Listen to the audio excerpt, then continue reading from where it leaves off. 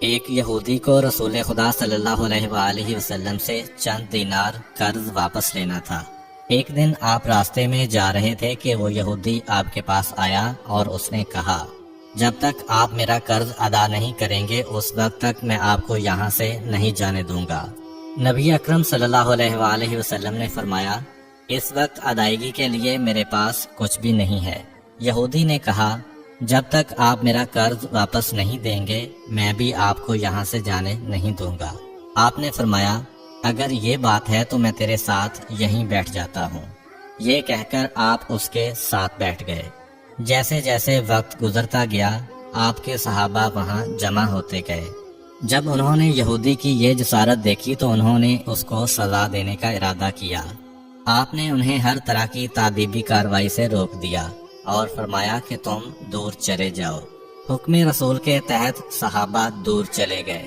سورج لمحہ بلمحہ گرم ہو رہا تھا اور اس کی تپش سے آپ کو اذیت پہنچ رہی تھی، یہاں تک کہ آپ کے چہرہ اطہر سے پسینہ بہنے لگا۔ اس کے باوجود آپ نے کسی طرح کے غصہ کا اظہار نہ کیا اور کوئی سخت جملہ نہ کہا۔ آپ سارا دن وہیں بیٹھے رہے اور ظہر، عصر اور مغرب و عشاء کی نمازیں وہیں پڑھیں۔ پھر رات چھا گئی۔ آپ نے رات بھی وہیں بسر کی اور فجر کی نماز بھی وہیں پڑھی۔ صحابہ یہودی کو ڈرانے دھمکانے لگے۔ آپ نے فرمایا، تم اس سے یہ کیسا سلوک کر رہے ہو؟ صحابہ نے کہا، یا رسول اللہ، اس کی یہ جرت کہ آپ کو یرغمال بنا کر اپنے پاس بٹھا لے۔ آن حضرت صلی اللہ علیہ وآلہ وسلم نے فرمایا، اللہ نے مجھے اس لیے نہیں بھیجا کہ میں کسی ہم پیمان یا کسی اور پر ظلم کروں۔ جب دن چڑھا تو یہودی نے کلمہ اسلام پڑھتے ہوئے کہا، اشہد ان لا الہ الا اللہ و اشہد ان محمدن عبدہ و رسولہ۔ میں اپنی دولت کا ایک حصہ راہ خدا میں دیتا ہوں۔ میں نے آپ کو اس لیے نہیں روکا تھا کہ میں آپ کی توہین کروں۔ اس ذریعے سے میں آپ کے پیمانہ صبر کو آزمانا چاہتا تھا، کیونکہ تورات میں نے آپ کی یہ صفت پڑھی ہے، محمد بن عبداللہ مکہ میں پیدا ہوگا اور طیبہ کی طرف ہجرت کرے گا۔ وہ تندخو اور سخت مزاج اور بیہودہ گوئی کرنے والا نہ ہوگا اور کوئی جھوٹی بات زبان سے نہیں کہے گا۔ اس طرح سے میں نے آپ کو یہاں رکھ کر اس بات کی تصدیق کی ہے کہ تورات نے بالکل سچ کہا تھا۔ رسول اکرم صلی اللہ علیہ وآلہ وسلم مبعوث برسالت ہونے کے 3 سال بعد تک خفیہ طور پر دعوت اسلام دیتے رہے۔ اس کے بعد اللہ تعالیٰ نے آپ کو حکم دیا کہ آپ کھل کر اللہ کا پیغام پہنچائیں اور لوگوں کو خدا کی طرف دعوت دیں۔ ایام حج شروع ہوئے تو پورے جزیرۃ العرب سے لوگ مکہ کی طرف آنا شروع ہوئے۔ نبی اکرم صلی اللہ علیہ وآلہ وسلم کوہ صفا پر چڑھے اور آپ نے بلند آواز سے فرمایا، لوگو، میں اللہ کا رسول ہوں، تم اللہ رب العالمین پر ایمان لے آؤ۔ لوگ آپ کی طرف متوجہ ہوئے اور انہوں نے تعجب سے یہ اعلان سنا اور سب کی خواہش ہوئی کہ وہ اعلان کرنے والے کو دیکھیں۔ پھر آپ صفا سے اتر کر مروہ آئے اور وہاں پر بھی آپ نے 3 بار یہی اعلان کیا۔ جب ابو جہل نے آن حضرت صلی اللہ علیہ وآلہ وسلم کا یہ اعلان سنا تو اسے سخت غصہ آیا۔ اس نے زمین سے ایک پتھر اٹھا کر آپ کی پیشانی پر مارا، جس سے آپ کی پیشانی زخمی ہو گئی، خون بہنے لگا اور آپ کا پورا چہرہ لہو لہان ہو گیا۔ اس کے بعد تمام مشرکین آپ کو پتھر مارنے لگے۔ نبی اکرم صلی اللہ علیہ وآلہ وسلم مجبور ہو کر کوہ ابو قبیس پر چڑھ گئے اور ایک چٹان کے پیچھے جا کر چھپ گئے۔ مشرکین نے بھی آپ کا تعاقب کیا لیکن آپ انہیں کہیں دکھائی نہ دیے۔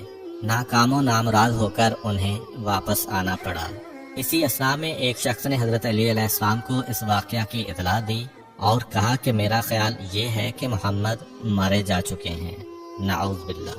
یہ سن کر حضرت علی علیہ السلام کو شدید دکھ ہوا اور آپ ام المومنین حضرت خدیجہ الکبریٰ سلام اللہ علیہ کے پاس آئے اور ان سے کہا، میں نے سنا ہے کہ مشرکین نے رسول خدا صلی اللہ علیہ وآلہ وسلم پر سنگ باری کی ہے اور بعض لوگوں کا یہ گمان ہے کہ نبی اکرم شہید ہو گئے ہیں۔ آپ روٹی پانی اٹھائیں اور میرے ساتھ انہیں تلاش کرنے کے لیے چلیں، ممکن ہے ہمیں ان کا کہیں نشان مل جائے۔ آپ وادی پر نظر رکھیں اور میں پہاڑ کے دامن میں آپ صلی اللہ علیہ وآلہ وسلم کو تلاش کرتا ہوں۔ آپ روتے ہوئے آگے بڑھے اور آپ کہہ رہے تھے، یا رسول اللہ، ہمیں جواب دیں آپ کہاں ہیں؟ میری روح آپ پر قربان، آپ کس وادی میں بھوکے پیاسے ہیں؟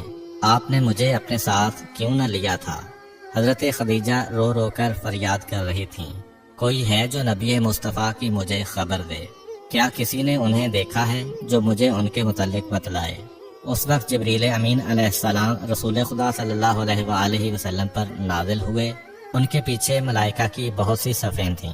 انہوں نے حضرت صلی اللہ علیہ وآلہ وسلم سے کہا، خداوند جبار نے ہمیں آپ کے فرمان کی تعمیل کے لیے بھیجا ہے۔ اگر آپ چاہیں تو ہم اس قوم کو تباہ کر دیں گے اور ان کا دنیا میں کہیں نام و نشان تک دکھائی نہ دے گا۔ رحمت للعالمین نے فرمایا، میں نبی رحمت بنا کر بھیجا گیا ہوں، میں عذاب و انتقام کا حامی نہیں ہوں۔ پروردگار میری قوم کو معاف کر دے، وہ مجھے جانتے نہیں ہیں۔ جبریل امین علیہ السلام نے حضرت صلی اللہ علیہ وآلہ وسلم سے کہا، خدیجہ سلام اللہ علیہا آپ کو تلاش کر رہی ہیں۔ خدیجہ کے رونے نے آسمان کے فرشتوں کو رلا دیا ہے۔ آپ انہیں جواب دیں، خدا کی طرف سے اور ہماری طرف سے انہیں سلام پہنچائیں اور انہیں جنت کی بشارت دیں۔ نبی اکرم صلی اللہ علیہ وآلہ وسلم نے خدیجہ و علی کو صدا دی اور انہیں اپنے پاس بلایا۔ دونوں شخصیات آپ کی خدمت میں حاضر ہوئیں۔ انہوں نے آپ کی پیشانی پر پٹی باندھی اور گھر لے آئے۔ جب مشرکین کو معلوم ہوا کہ نبی اکرم صلی اللہ علیہ وآلہ وسلم اپنے گھر آ چکے ہیں تو انہوں نے گھر کا محاصرہ کر لیا اور سنگ باری شروع کر دی۔ حضرت علی علیہ السلام اور حضرت خدیجہ سلام اللہ علیہا آپ کا دفاع کرنے لگے۔ جب سنگ باری میں معمولی سا وقفہ ہوا تو حضرت خدیجہ گھر سے نکلیں اور انہوں نے چیخ کر کہا، فرزندان قریش، کیا تم سے حیا رخصت ہو گئی ہے؟ تم اپنے قبیلہ کی معزز اور محترم خاتون کے گھر پر سنگ باری کرنے لگے ہو۔ اگر تمہیں خدا کا خوف نہیں ہے تو دوسرے لوگوں کو اپنے اوپر ہنسنے کا موقع نہ دو اور اپنے لیے ہمیشہ کی ذلت و بدنامی تو نہ خریدو۔ جب مشرکین نے حضرت خدیجہ سلام اللہ علیہ کی گفتگو سنی تو ندامت کے مارے ان کے سر جھک گئے اور وہ شرمندہ ہو کر اپنے گھروں کو چلے گئے۔ نبی اکرم صلی اللہ علیہ وآلہ وسلم نے دعوت اسلام کا آغاز ان روح فرسا واقعات کے ساتھ کیا تھا۔ آپ پر کروڑوں سلام ہوں۔ آپ نے لوگوں کو گمراہی و ضلالت سے بچانے کے لیے قدم قدم پر تکالیف اٹھائیں اور صدمے برداشت کیے۔